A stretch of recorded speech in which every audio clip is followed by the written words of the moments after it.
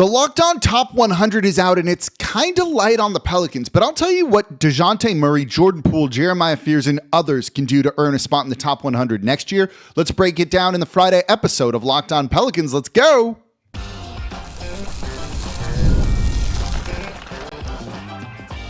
You are Locked On Pelicans, your daily New Orleans Pelicans podcast, part of the Locked On Podcast Network, your team every day. Welcome to another edition of Locked On Pelicans, the daily podcast covering your favorite team, the New Orleans Pelicans and NBA, part of the Locked On Podcast Network, your team every day, available wherever you get your podcasts and available on YouTube. I'm your host, Pelicans Insider, credential member of the media, Jake Madison, at NOLA Jake on Twitter, here with y'all on this Friday, final show of the week, and we are going to continue to talk about the Locked On Top 100. How can Jordan Poole make it? How can Dejounte Murray make it? Does Jeremiah Fears have a chance? I'll tell you what all those guys need to do to be able to make it into the top 100 next season, including Yves Missi. I think he has a better shot than most people think. His rating was way off. And of course, thank you for making Locked On Pelicans your first listen. Today and every day, we are here Monday through Friday, the number one Pelicans podcast covering everything you want to know about this Pelicans team. So please subscribe wherever you get your podcasts and join over 11,000 Pelicans fans on YouTube as well. Become an everydayer. That means you listen Monday through Friday to the Locked On Pelicans podcast. And don't forget, you can join us as well. Watch us on the Gulf Coast Sports and Entertainment Network every single weekday at 10:30 a.m. Same place you watch your Pelicans play. That's going to be here before we know it, too. Today's episode of Locked On Pelicans is brought to you by Monarch Money. Take control over your finances with Monarch Money. Use code LOCKEDONNBA at monarchmoney.com for 50% off your first year. All right, let's get into it here. I just want to dive right into this one. The Pelicans not getting a lot of love in the Locked On Top 100, which, look, it's kind of to be expected. This team was decimated by injuries. We went over why Zion Williamson, was ranked 47, and it's because of the injuries. Trey Murphy has had injuries too, but he's poised to take a leap. Herb Jones only playing 20 games last year means people forgot about him, hence him being 84, which is just silly, in my opinion. But the Pelicans did get a bunch of guys on the others receiving votes category here, with Dejounte Murray kind of coming in at 112. You also had Jordan Poole at 119. They have a chance to make it into the top 100 next year. So I figured, let's look at how those guys can do it. And I think to start with, let's look at Murray, because this is the easiest one out of all of them. It's be healthy. He would have been in the top 100 players if he was healthy last season. That, without a doubt, he would have been in there pretty easily. Known for his defense, being a good lead guard for a team as well. When you look at his numbers in the 31 games that he played at 17.5 points per game, 7.4 assists, those are good numbers. That alone will get you kind of into that top 100, being the third or fourth option at times offensively for this Pelicans team. He's kind of taken a bit of a step back from his role in Atlanta, being more of like a creator, setter-upper for others. That's not quite a word, but that's kind of what his role was going to be. The assists went up over the past couple of years. It was the second highest he's ever had in his career.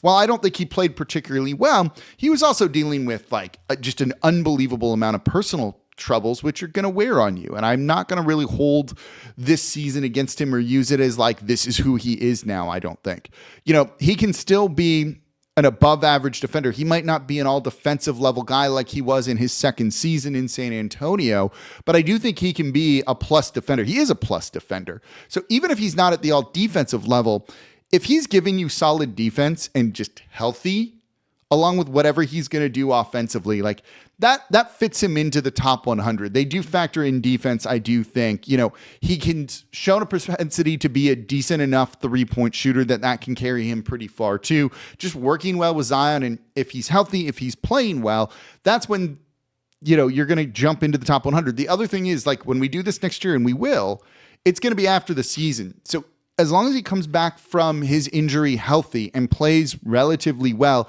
he'll be in the top 100. Its health is what kept him out of this, more so than anything else. Jordan Poole's a little bit different because I do think there's, a reputation he has amongst media, people around the league.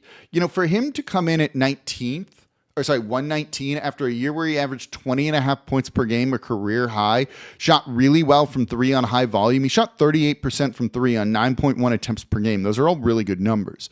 20.5 points, 4.5 assists, 3 rebounds, and shot volume from three. That should put you there. He's not considered a good defender as part of the problem. He seems to be a little bit streaky at times, which I think people factor in as well.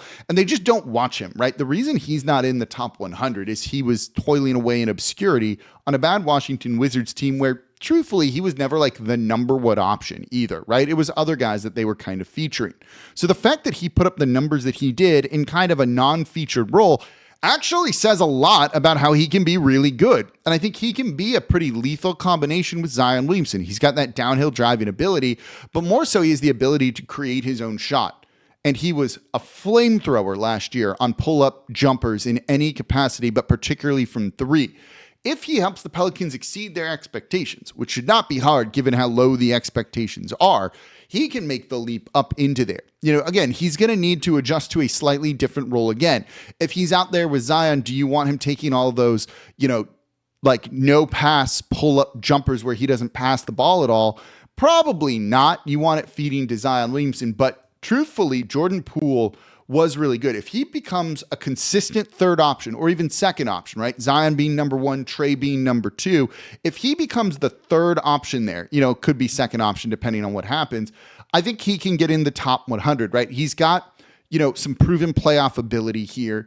He's got some leadership qualities that I think this team is really looking for. They rave about him in Washington. Those are the type of things that people will notice. If you help elevate this team, that's going to look pretty good. The other guy that was listed, or two of the other guys, we'll get to one in a second here. I also want to mention Yves Missi, who came in at 155 out of 156. Those are all the players receiving votes, essentially. He came in second to last. That one confuses me. I think he's a little too low there, right? He's a starting level player that can do a lot. If this team is healthy and they pop him into the right role, this is not someone who creates offense for himself. But if he can be kind of a lob threat, above the rim, vertical spacing big man that is flushing lobs from Jordan Poole, from Zion Williamson, from Trey Murphy, and others, as well as giving enough rim protection if the Pelicans defense recovers, he can get in there. He's pretty easy. Like, all he has to do is finish plays. He's a play finisher. That's what his role would be. That's what you're looking for him to do. He can do that. There's enough other guys on the team where he can just be that like finisher, flush it back on an offensive board or a putback, something along those lines. If the team is successful, all of these guys kind of get ranked higher. It's really as simple as that. Murray and Poole are the real candidates to jump into the top 100, though I do think Missi is a name that could kind of like sneak into the mind of the other Locked On hosts because he's thought of pretty highly from them, from what I understand. I don't necessarily think it's going to happen for Missi. I think it can easily happen for the other two, but Missi's kind of the one that's relying on a bunch of others to kind of get him there. And that's not a great spot to be in because you don't kind of control it.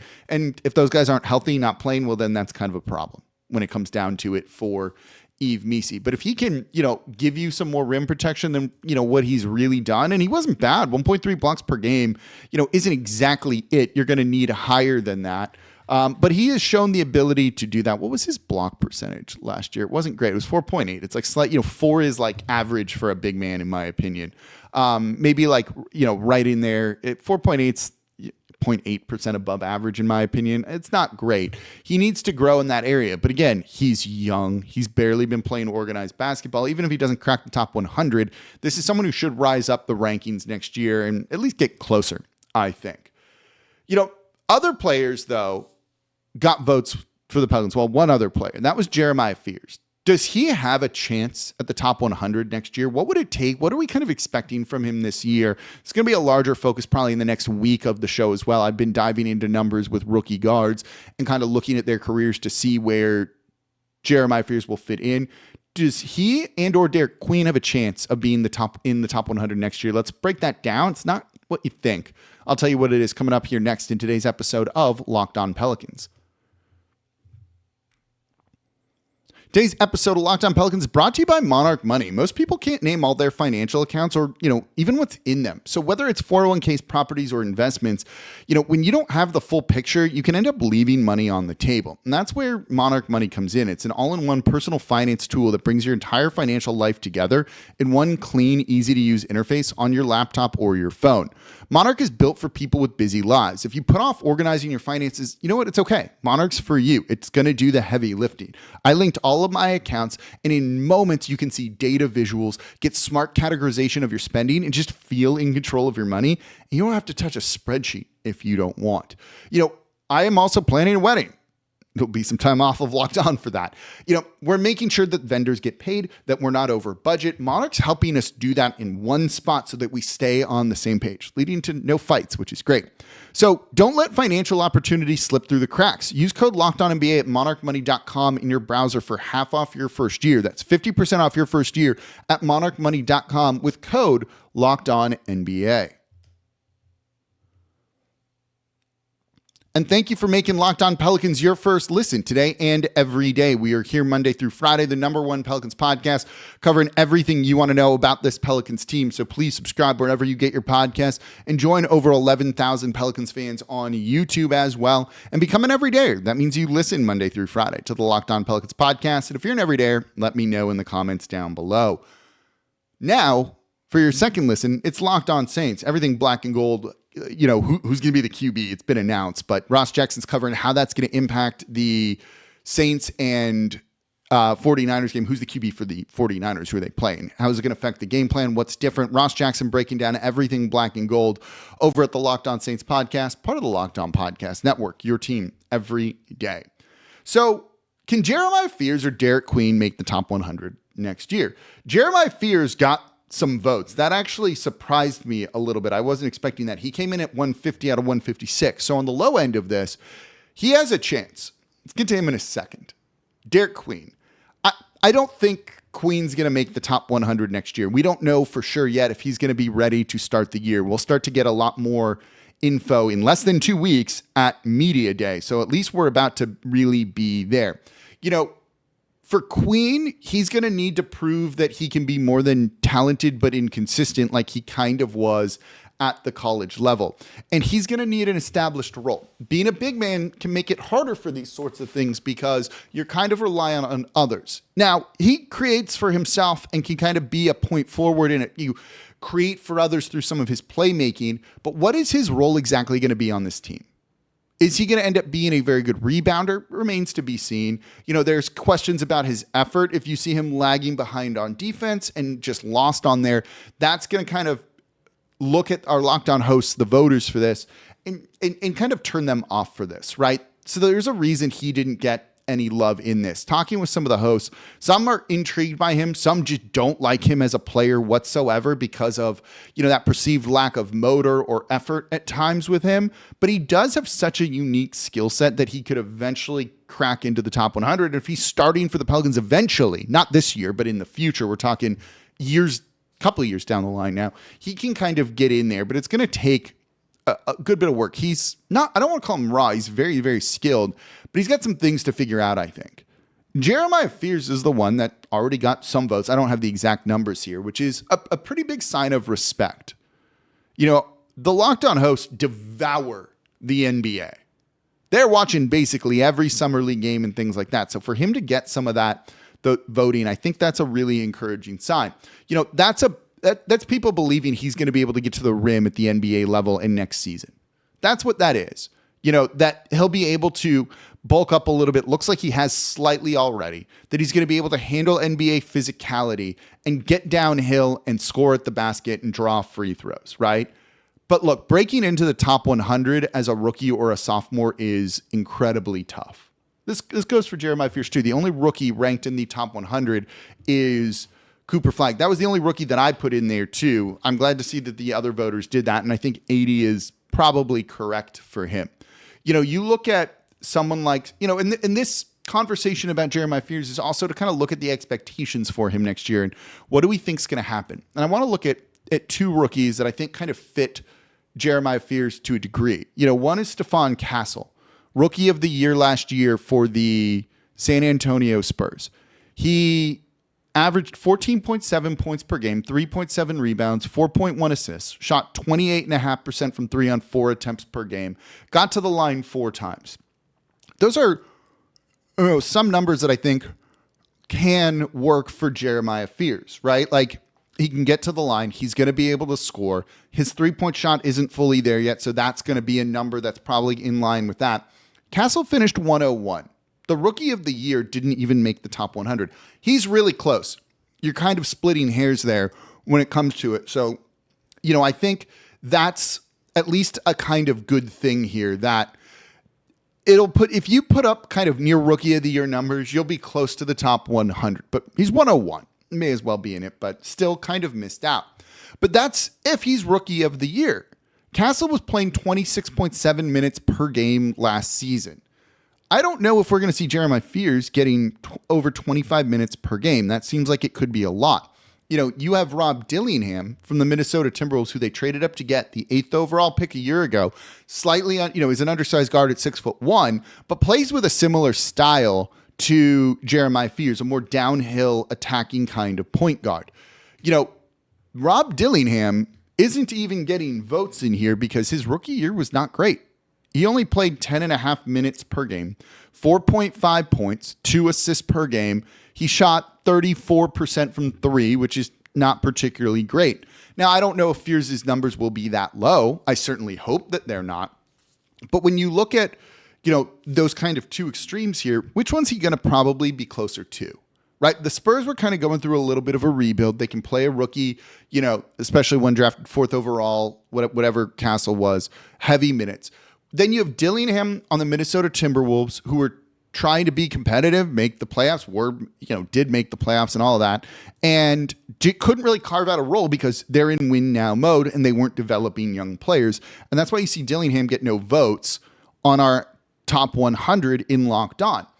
Look at it, compare that situation to the Pelicans, right? You have Jeremiah Fears, a rookie on a team that is trying to make the postseason, maybe isn't as good as Minnesota, but they all have the same kind of goal here. It's not development, it's let's make the postseason and try and win a title. The Pelicans trading away next year's future first-round pick, one, about the belief in someone like Derek Queen, but also because they want to make the postseason. It's kind of forcing you to go for it in a way.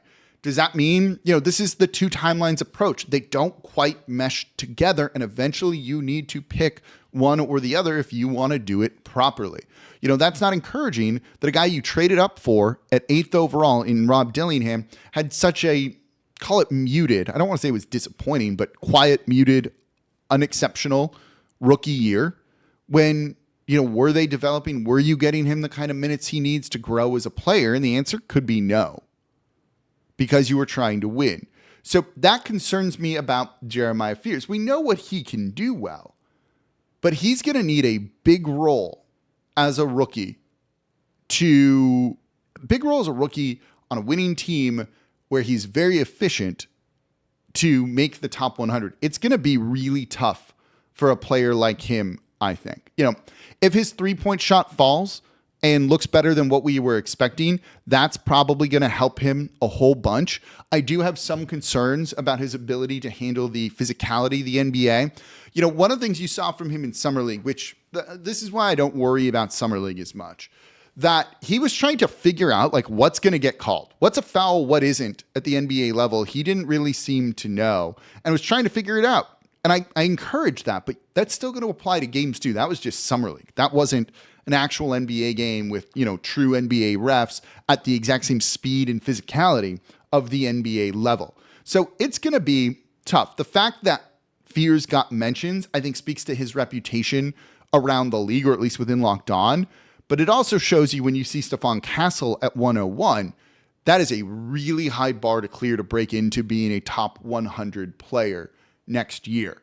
And if Fears doesn't have the role to do it, 25 plus minutes per game, essentially, he's definitely not going to be in there. And I think that's what it's going to be here when it comes to everything. So I don't expect either of the rookies to get in there. I don't expect Misi to get in there. I can definitely see the other guys as well for everything. And So I think that can end up being pretty good for him, and he can kind of get there. So coming up next, we're going to switch gears from the Locked On Top 100, and we are going to switch to the league is like a highlight-driven league. Some weird comments from Adam Silver. That's coming up here next in today's episode of Locked On Pelicans.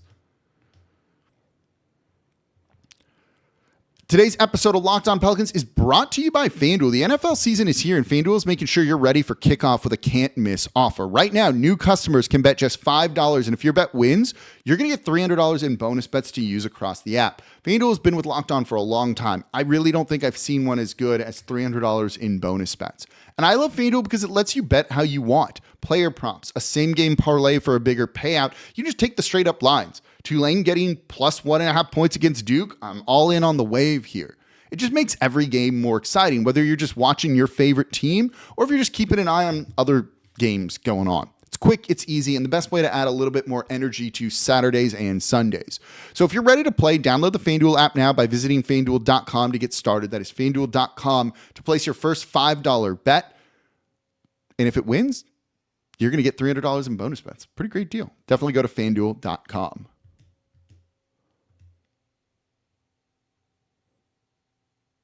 And of course, thank you for making Locked On Pelicans your first listen today and every day. We are here Monday through Friday, the #1 Pelicans podcast, covering everything you want to know about this Pelicans team. So please subscribe wherever you get your podcasts and join over 11,000 Pelicans fans on YouTube as well. And become an everydayer. That means you listen Monday through Friday to the Locked On Pelicans podcast. So please do. And if you're an everydayer, let me know in the comments down below. For your second listen, you've got to make Locked On Sports Today your second listen. That's where we're covering the Locked On Top 100. So go give that a listen if you haven't already to hear the whole thing. We kind of went over how Trey Murphy was ranked ahead of Brandon Ingram yesterday, which I think is pretty interesting to see. I want to switch gears to some really weird things that NBA Commissioner Adam Silver said. By the way, there's some new updates on the Kawhi Leonard story. We were actually talking about it on Locked On NBA Game Night, the show I host on Friday. So go give that a listen too. That can be your second listen as well. Adam Silver, when asked about kind of the fractioning, splitting, whatever you would want to call it, of like the TV rights, adding a new partner in, and now you need all these different services to watch basically every game. Not that you're trying to watch every single NBA game, but it makes it harder as a fan to kind of follow the things around the league here. And so fans need to maintain various paid subscriptions that are all going up in price to simply watch the NBA games that you want to watch. And his comment when asked about that was weird. Quote, "There's a huge amount of our content that people can essentially consume for free. I mean, this is very much a highlight-based sport.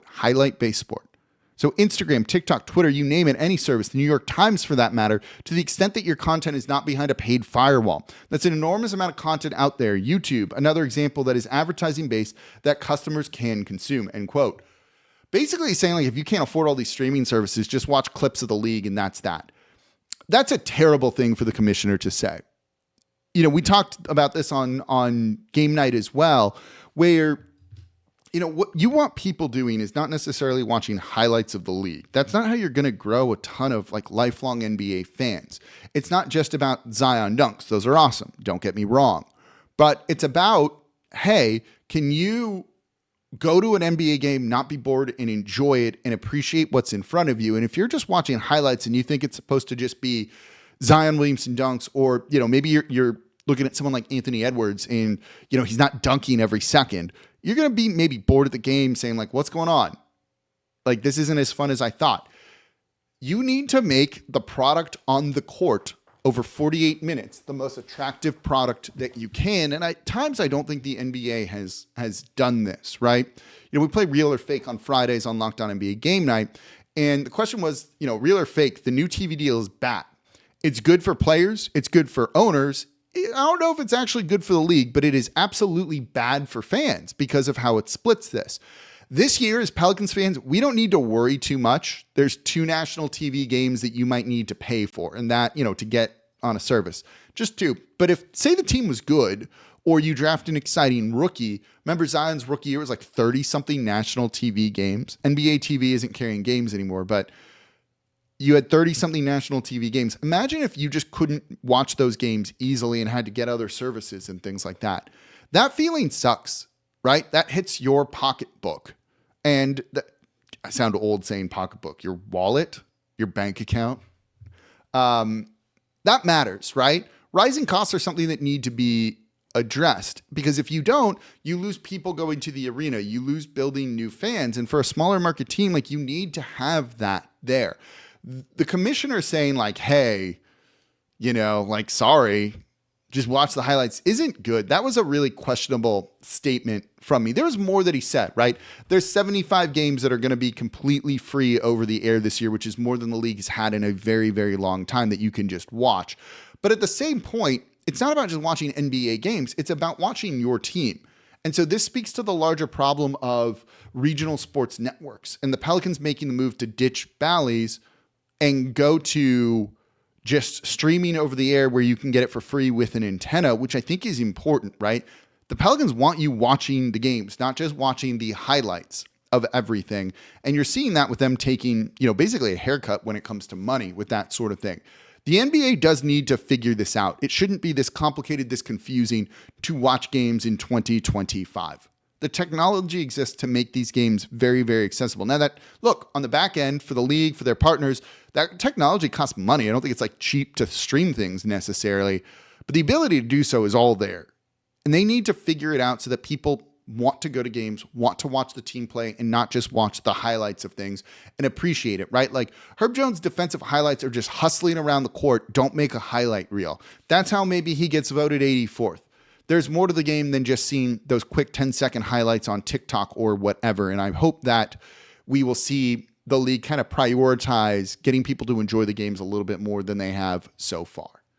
So that's going to do it for this episode of Locked On Pelicans, this week of Locked On Pelicans. I appreciate y'all so much for listening. As always, I'm your host, Jake Madison, at Nola Jake on Twitter. This is the Locked On Pelicans podcast, part of the Locked On Podcast Network, your team every day. See y'all on Monday.